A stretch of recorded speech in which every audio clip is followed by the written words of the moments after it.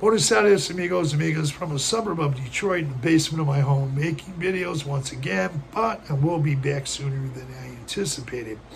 Now, before I get to the topic at hand, please tap on that notification bell at some point during this video and you'll be notified of upcoming videos. I'll try to get through this quick, but I want to share my experience learning Spanish and how it's enhanced my life, made it more fulfilling in Mexico. And it's been a great benefit to me and how I started and what I've been doing. Now, am I fluent in Spanish? By no means. I don't consider myself fluent, but during the last 5 years, I have come a long way. But first, I'll start out with some of my background. I took a semester of Spanish in college. Did very well, and but I still have the workbooks and a textbook here, but what happened was I didn't practice it, and if you're anyone like me, maybe you learned some Spanish, you didn't practice it, you might want to brush up on it before you go to Mexico. That would help. I didn't, and I got off the plane and was looking for a bathroom, but I did know how to ask for the bathroom at the airport, Mexico City. That was 5 years ago. Donde es baño?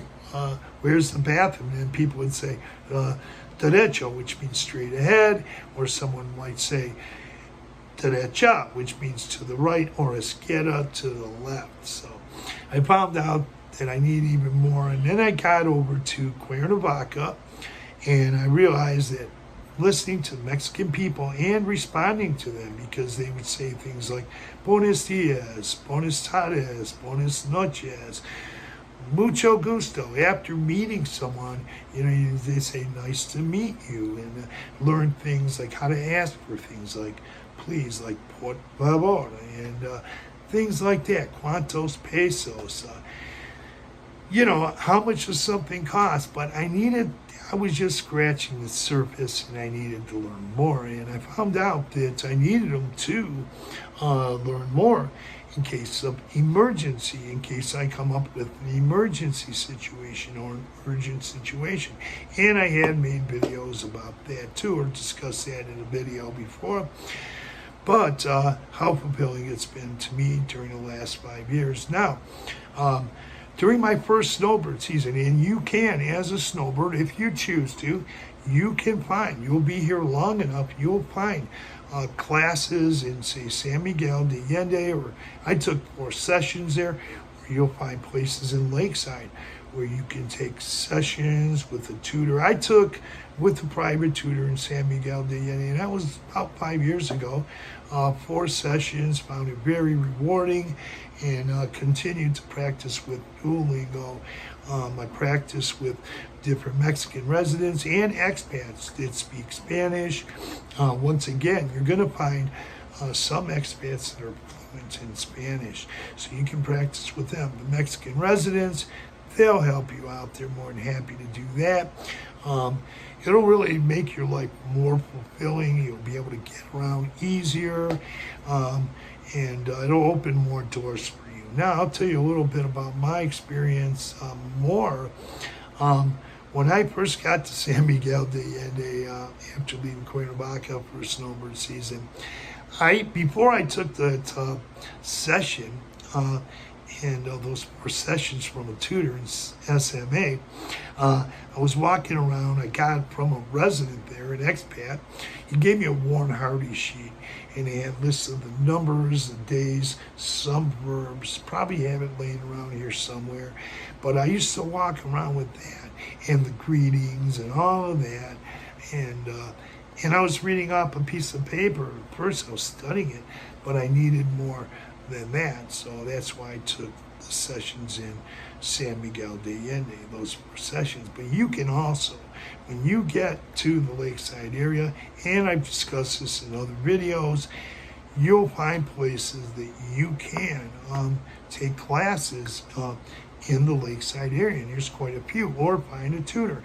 I did give information on where people can take classes, and also did a video with a private tutor there, and you can find help that way as well. Now, what I want to say is that it's a lot of fun. even from the beginning. You'll want to learn more and more and more, of course.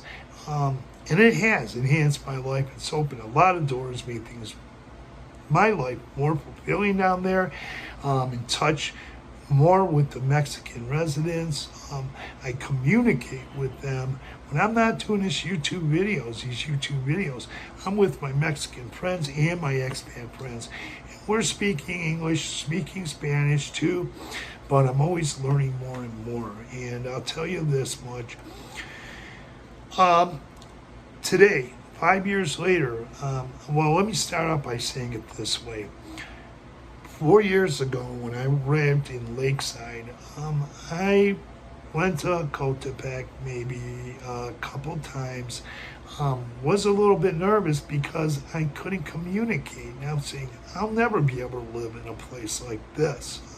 It's just too much. And I found out that you can get by and visit places that in towns, in Lakeside, and other parts of Mexico. You can travel and get around to these towns, knowing very little Spanish, and you'll be able to get around. But I found out that to live, actually, not just go for a few days or a visit, to live there, I would need to learn more Spanish. And today, 5 years later, 4 years later, after being in the Lakeside area, I can live long term in places like Cotepec, other towns in Mexico where little English is spoken.